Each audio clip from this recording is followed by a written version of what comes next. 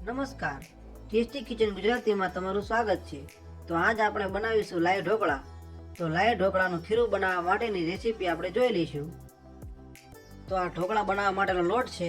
ઢોકળા બનાવવા માટેનો લોટ તમારે ઘરે જ બનાવવો હોય તો 500 ગ્રામ ચોખા, 250 ગ્રામ ચણાની દાળ જેને ઘંટીમાં કરકરો દળી નાખવાનો છે। તો હવે આપણે આમાં છાશ ઉમેરીશું।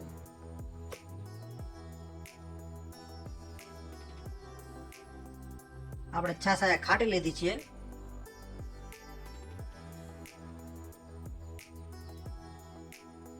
સારી રીતે હલાવી લઈશું।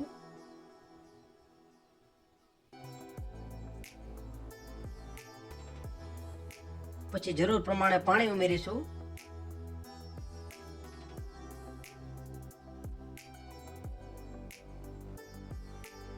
હલાવતું રહેવાનું છે અને પાણી ઉમેરતું રહેવાનું છે, કારણ કે આપણું ખીરું સાવ પાતળું કે બહુ જાડું ના રહે, મીડિયમ સાઈઝનું ખીરું બની જાય એટલું પાણી ઉમેરી લેવાનું છે અને સારી રીતે હલાવતું રહેવાનું છે।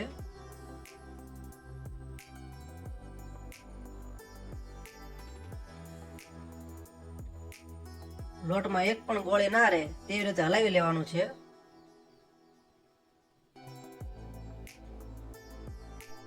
તમારે પણ ઢોકળા બનાવવાની ઈચ્છા હોય તો વિડીયોને સ્કીપ ના કરતા વિડીયોને પૂરેપૂરો જોઈજો।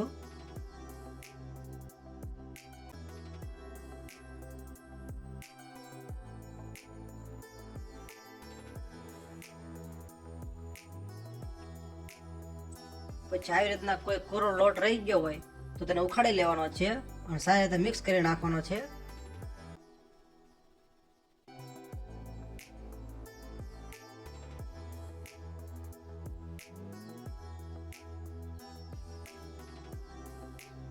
ખીરાને ચમચો અથવા ડોયેથી જ હલાવવું, હાથ નાખવો નહીં, નકર આપણું ખીરું સારું નહીં બને।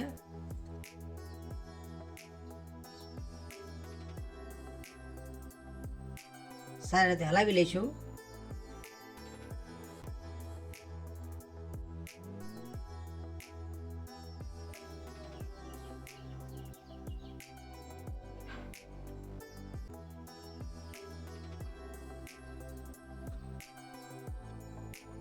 તો આપણું ખીરું બરોબર બની ગયું છે, જેનો આથો લાવવા માટે 7 થી 8 કલાક માટે ઢાંકી દઈશું।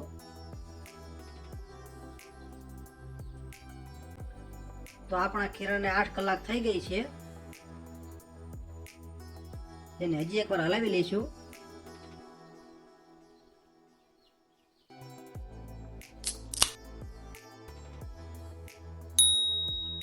તો આપણા ખીરાનો આથો બરોબર આવી ગયો છે।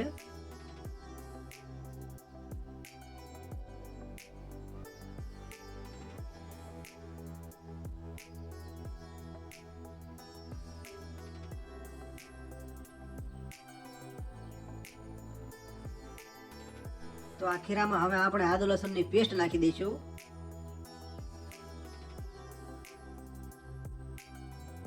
પછી મરચાંની પેસ્ટ નાખી દઈશું।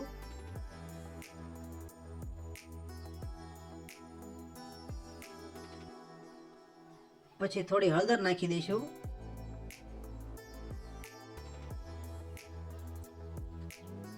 પછી સ્વાદ પ્રમાણે મીઠું નાખી દઈશું।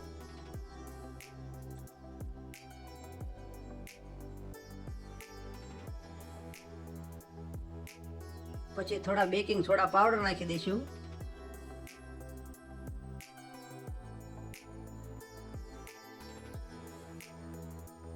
પછી સારી રીતે હલાવી લઈશું।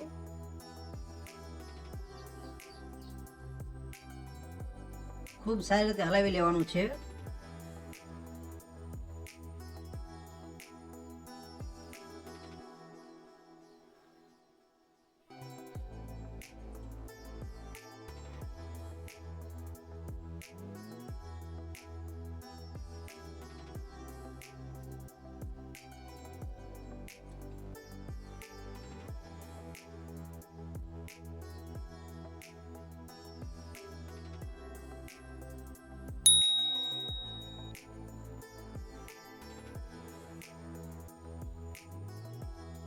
તો આપણું લાઈવ ઢોકળા બનાવવા માટેનું ખીરું સારી રીતે બની ગયું છે।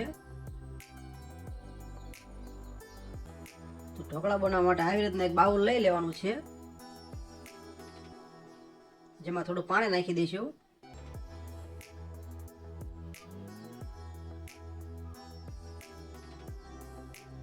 પછી આ રીતે કાંઠો મૂકી દઈશું અને ગેસને ચાલુ કરી લઈશું.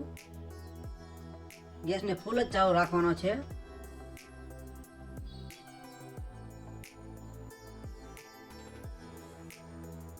તો ઢોકળા બનાવવા માટે આવી રીતના એક ડીશ લઈ લેવાની છે, જેમાં થોડું તેલ લગાવી લઈશું.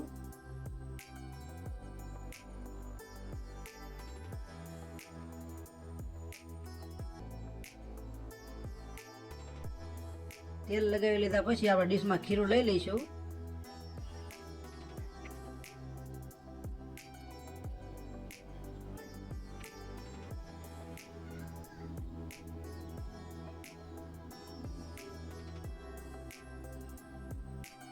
તો આટલું ખીરું લઈ લીધું છે આપણે, જેમાં થોડું લાલ મરચું પાવડર નાખીશું. તમારે તીખા ના કરવા હોય તો લાલ મરચું પાવડર નહીં નાખવાનું. પછી તેમાં ઉપરથી લીલા ધાણા નાખી દઈશું.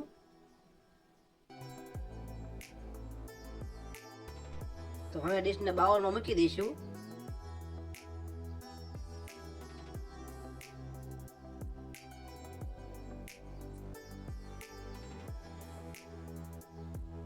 અને 8 થી 10 મિનિટ માટે બાઉલને બંધ કરી દઈશું.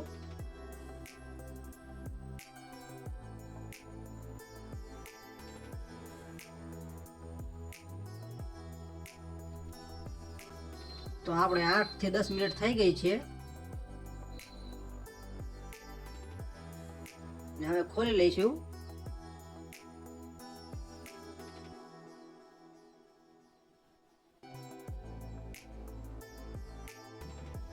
તો આપણા સરસ મજાના લાઈવ ઢોકળા બની ગયા છે અને ડીશને આપણે બહાર કાઢી લઈશું.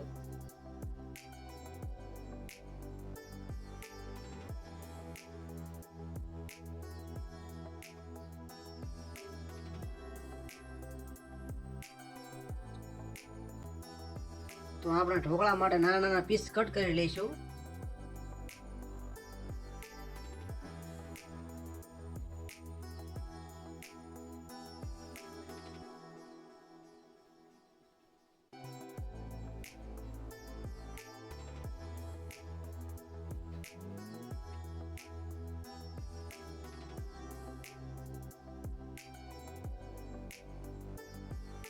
તો આપણા ઢોકળાના પીસ કટ થઈ ગયા છે, જેને આપણે બીજી ડીશમાં કાઢી લઈશું.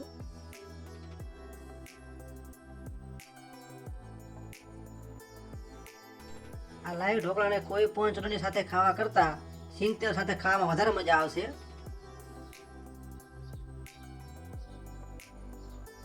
તો આપણા સરસ મજાના લાઈવ ઢોકળા બની ગયા છે. તમે એકવાર આ રેસીપીને જરૂર ટ્રાય મારજો.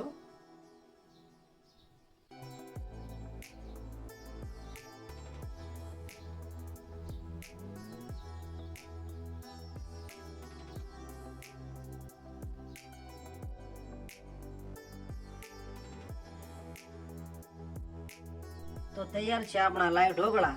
તો તમને અમારા લાઈવ ઢોકળાનો વિડીયો કેવો લાગ્યો? જો વિડીયો પસંદ આવ્યો હોય તો વિડીયોને લાઈક કરો, શેર કરો અને આવી અવનવી રેસીપી જોવા માટે અમારી ચેનલને સબસ્ક્રાઈબ કરો. વિડીયોને પૂરેપૂરો જોવા માટે તમારો ખૂબ ખૂબ આભાર.